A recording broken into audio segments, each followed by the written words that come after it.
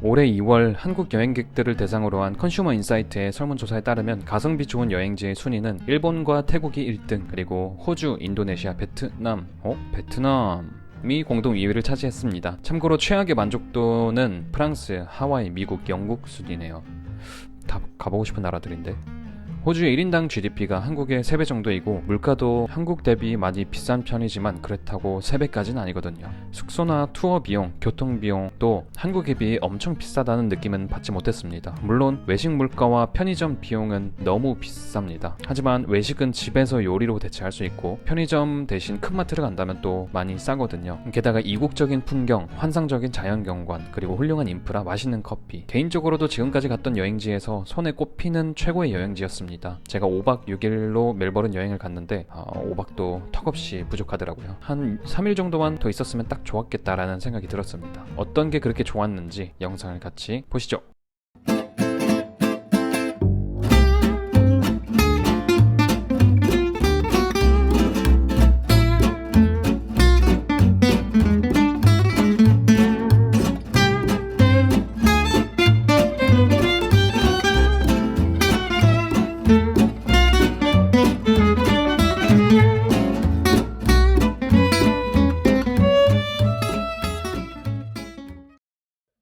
베트남도 설 연휴는 길어서 이때 보통 한국에 가지만 이번에는 큰맘 먹고 호주 여행을 다녀왔습니다. 지금 베트남에서 살고 있는 그동안 아시아를 한 번도 벗어난 적이 없었는데 태어나서 처음으로 다른 대륙을, 특히 영어권 국가를 가봤습니다. 베트남이 한국보다 훨씬 남쪽에 있어서 여기서 호주를 가면 훨씬 가까울 줄 알았지만 또 그건 아니더라고요. 사실 한국과 소요시간에서 드라마틱한 차이는 없었고 항공권 가격도 그렇게 큰 차이는 없었습니다. 뭐 그래도 영국이나 미국 티켓에 비해 훨씬 저렴하긴 하죠. 왕복으로 한 70만원 정도 들었습니다. 제스타라는 항공사를 이용했는데 여기도 저가 항공사라 연착된다는 말이 많았는데 다행히 저희는 연착되지는 않았습니다. 참고로 호주 입국할 때는 비자를 미리 온라인으로 신청해서 가야 되는데 방법은 엄청 간단하고 비용도 $20, 호주 달러 정도로 저렴합니다. 제가 호주를 갔던 2월 초 많이 지났네요. 상당히 시원했습니다.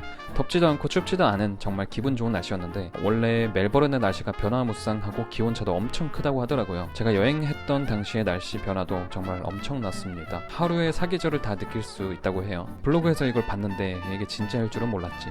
2월 8일부터 14일까지 멜버른에 있었는데 하루하루 기온이 정말 드라마틱하게 바뀝니다. 맞아 이거?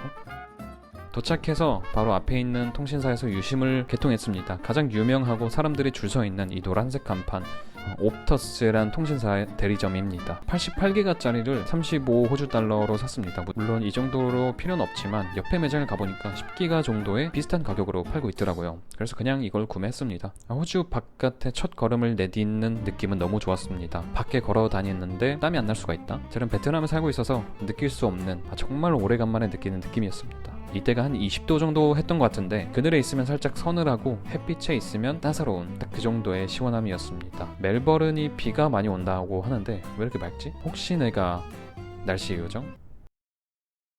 멜버른 시내를 가기 위해서 스카이버스를 탔습니다. 공항에서 바로 구매하셔도 되고 인터넷으로 미리 구매하셔서 QR코드를 보여주셔도 됩니다. 왕복권은 인터넷 구매 시 약 3만원 정도 했었고 정해진 날짜, 시간 없이 그냥 오는 아무 스카이버스나 타면 됩니다. 배차 간격도 15분 정도로 되게 촘촘하고요. 눈앞에 보이는 버스 놓쳐도 15분 뒤에 바로 오니까 조금만 기다리시면 됩니다. 버스에 캐리어 넣을 수 있는 공간도 있고 2층에 자리도 정말 많아서 편하게 왔어요. 2층 맨 앞 자리를 앉으면 이렇게 앞에 전경을 보면서 갈 수도 있습니다.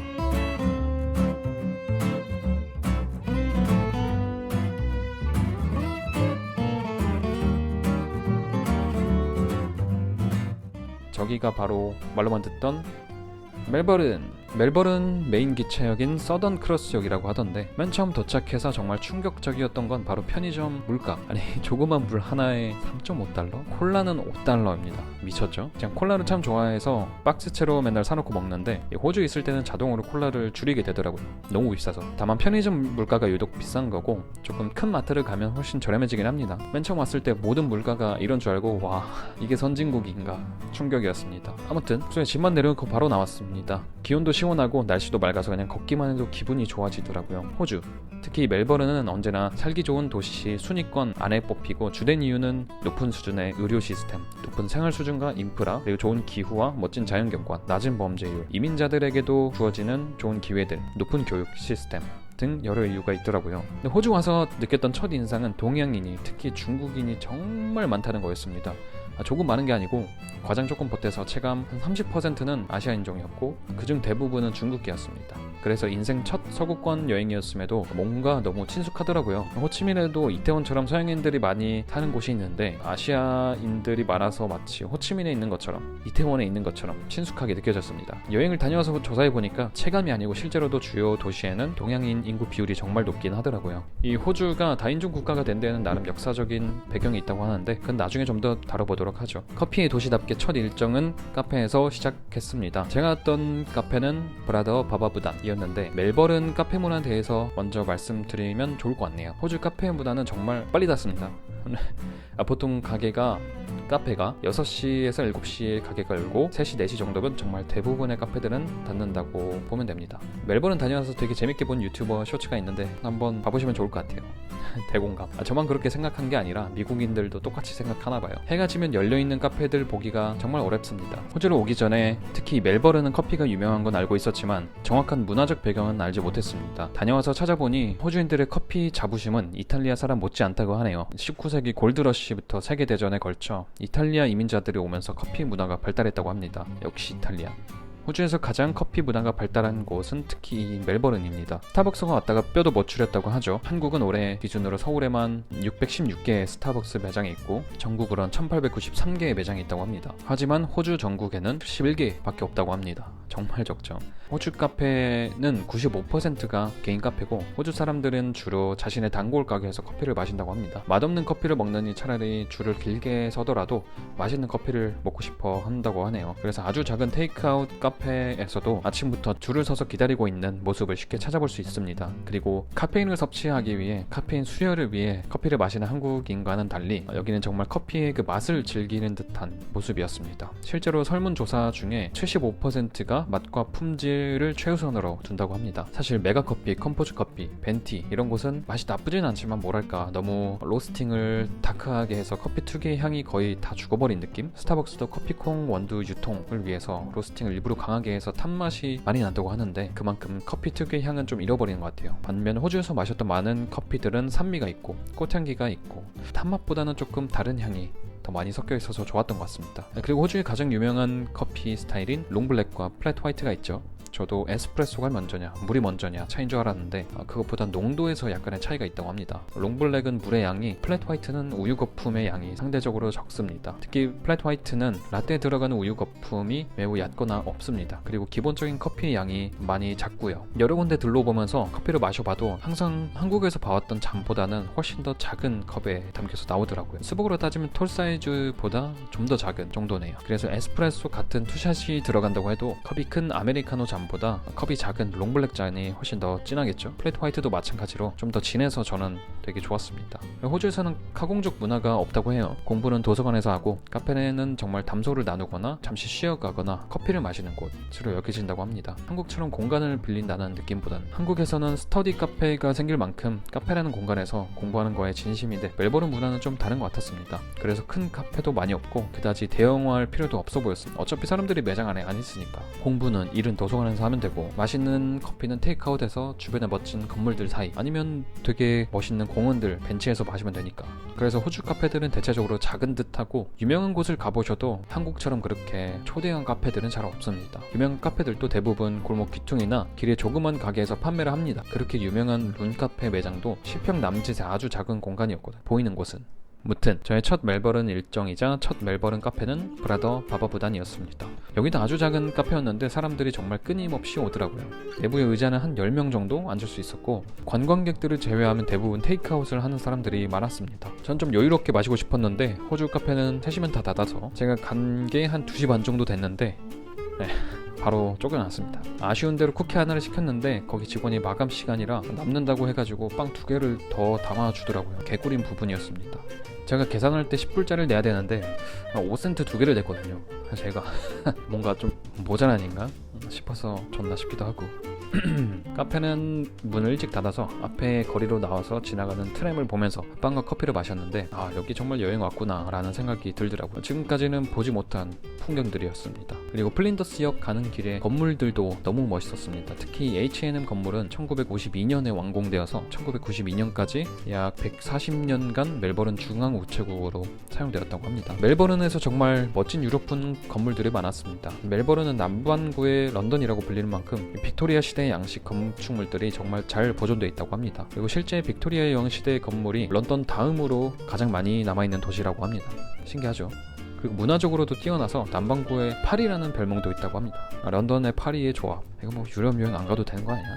멜버른 최고의 랜드마크 플린더스역도 갔습니다. 1854년부터 영업을 시작했고 호주의 최초 증기기관차가 운영된 곳이라고 해요. 지금 보이는 이 모습은 1911년에 완공되었다고 하고요. 그때부터 지금까지 교통의 중심지 역할을 했었고 지상철과 지하철의 기점이 되면서 매일 수많은 인파를 만들어내고 만남의 중심지 역할을 하고 있다고 합니다. 멜버른 주요 역 2개가 있는데 플린더스역은 주로 근교, 광역철도를 그리고 서던크로스역은 도시 간의 장거리 철도 교통을 담당하는 중심지라고 해요. 무려 150년의 역사를 가진 플린더스역 주변으로도 볼 것과 즐길 거리들이 되게 많습니다. 이 멜버른은 개성 있는 골목 상권으로도 유명한데 관광객들에게 가장 유명한 디그레이브 스트리트를 왔습니다.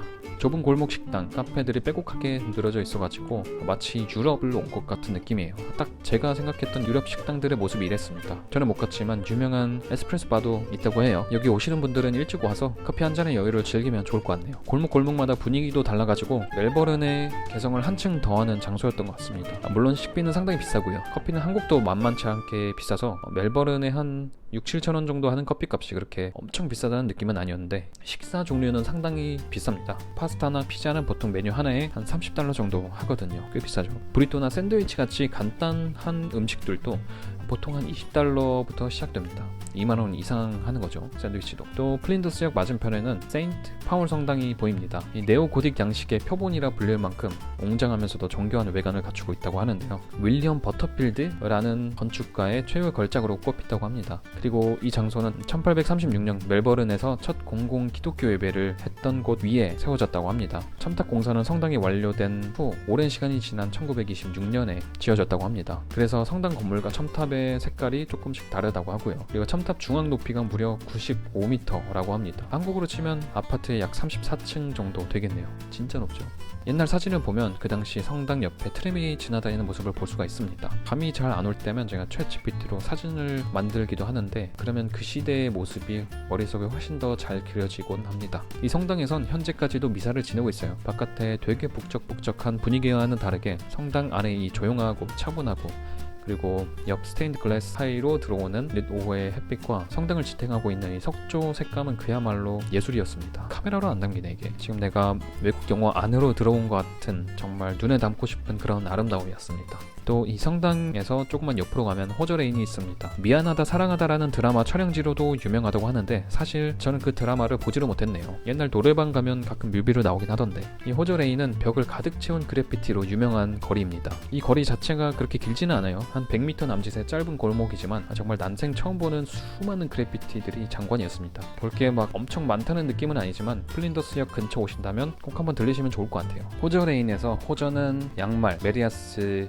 같은 걸 파는 제조 업체나 판매상을 의미하고 좁은 골목을 의미하는 레인, 한마디로 양말 골목입니다. 그러면 왜 양말 골목일까요? 바로 이곳은 골드러시 때 멜버른에 사람들이 몰려들 당시 남성들의 옷을 만들거나 방직 공장에 있던 곳이었다고 합니다. 20세기 중반에 호주의 방직 산업이 쇠퇴하면서 공장에 하나둘 문을 닫고 외곽으로 옮겨지기 시작했는데 주위에 높은 건물들이 세워지면서 그 사이로 빛이 잘 들지 않아가지고 되게 어둡침침한 낙후된 골목이 되었다고 해요. 그래서 주로 빈곤층이나 노숙자들이 살아가는 곳이 되었고 아무도 버려진 골목에 낙서를 신경 쓰는 사람이 없어지면서 점점 우범 지역처럼 변해가는 중이었다고 합니다. 노숙자 중 일부는 그래피티 예술가였으며 이들이 점차 도시 곳곳에 그래피티를 그려넣기 시작했습니다. 가보시면 알겠지만 멜버른에 정말 모든 곳에 그래피티가 있습니다. 심지어 30분 기차를 타고 가다가 공장을 봤는데 그 공장 벽에도 굴뚝에도 그래피티가 있어요. 그냥 이런 곳에 있을까 하는 곳에 다 있습니다. 그렇다고 이 그래피티들이 슬럼가처럼 음산한 분위기를 내지는 않았습니다. 밋밋할 수 있는 공간에 다양한 색감을 입혀주는 그런 도시의 개성으로 다가왔습니다. 처음 빅토리아 주정부는 거리 예술에 대해서 무관용 원칙으로 높은 과태료를 부과했다고 해요. 하지만 2010년 유명한 그래피티 예술가인 뱅크시의 작품을 청소부가 실수로 지워버렸고 이를 보존하지 못한 것에 대해 시민들은 비판의 목소리가 아주 커졌다고 합니다. 그 이후로 이 정부는 거리 예술, 그래피티를 문화유산적 가치가 있다라고 인정을 하면서 보존하는 방향으로 정책을 바꿨다고 해요. 그리고 그 정책의 대표적인 곳이 이 바로 호저레인이었습니다. 이 그래피티를 호저레인에서 합법으로 허가해주는 놀라운 결정을 내렸습니다. 그 이후로 이곳은 가장 크고 화려한 그래피티를 감상할 수 있는 명소가 되었고요. 벽뿐만 아니라 소화전, 쓰레기통까지도 그래피티가 되어 있어요. 멜버른에서 그래피티는 떼어낼 수 없는 깊은 문화로 자리 잡은 것 같습니다. 그러면서 이 호저레인은 음산한 뒷골목에서 가장 유명한 관광지로 탈바꿈하게 되었고요. 이 대한민국이었어도 같은 결정을 내릴 수 있었을까 싶네요. 이 호저레인 건너편으론 ACMI 등 여러 박물관과 전시관이 있는데 시간이 늦어서 이 박물관들과 강 건너에 있는 빅토리아 갤러리는 다음날 갔습니다. 호주는 모든 게 빨리 닫아요. 5시 이후로는 식당 말고 갈 곳이 없어. 오늘은 이 호저레인까지만 구경을 하고 숙소로 돌아가는 길에 장보고 트램 타고 가니까 이게 뭔가 멜버른 주민이 된 것 같기도 하고 느낌이 좋았습니다. 사실 여행 가서 음식을 해먹는 경우는 잘 없잖아요. 근데 여기는 식당이 너무 비싸고 대신 마트 식자재는 또 엄청 싸니까 저절로 음식을 해먹게 되더라고요.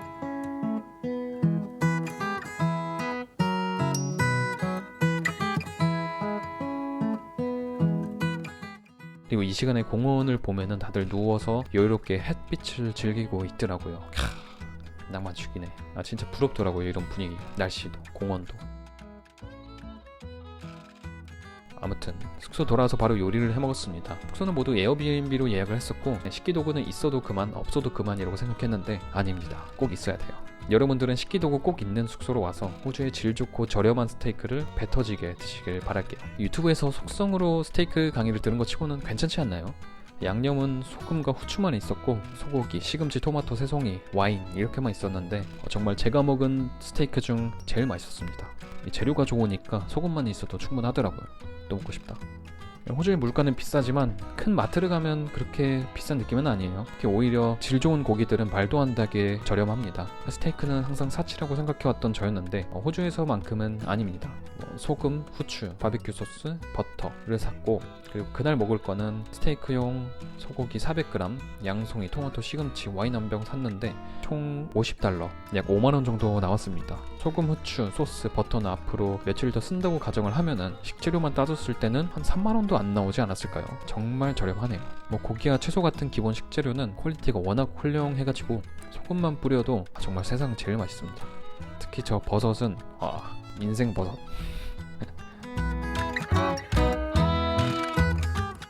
저녁 먹고 조금 쉬다가 소화도 시킬 겸 야라강 강변으로 밤 산책을 갔습니다.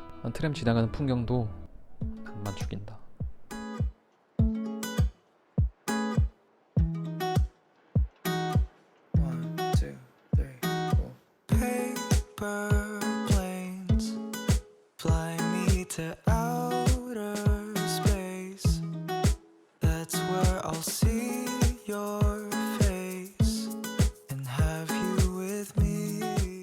야라강 강변을 따라서 버스킹도 많이 하고 신기한 공연들도 있었습니다. 강 위에 멋진 식당들도 있고 흥겨운 클럽 같은 바도 있고 한참 걸어 다녔네요. 날씨도 좋고 야경도 이뻐서 야라강 주변을 하염없이 걷다 보니까 또 플린더스역까지 왔는데 저녁에도 역시 랜드마크로서의 일을 열심히 하고 있네요. 정말 너무 이쁘지 않아요? 계속 보면서도 질리지가 않는 건축물인 것 같습니다. 이런 게 바로 랜드마크지. 첫 호주, 멜버른 일정은 이렇게 마무리가 되었고 더욱 화려하고 맛있고 재밌는 여행은 바로 내일부터 시작됩니다. 호주가 가성비 좋다라는 설문조사를 맨 처음에 봤을 때는 잉? 호주가? 라고 했었는데 지금 영상을 만들면서 다시 보니까 가성비가 맞는 것 같아요.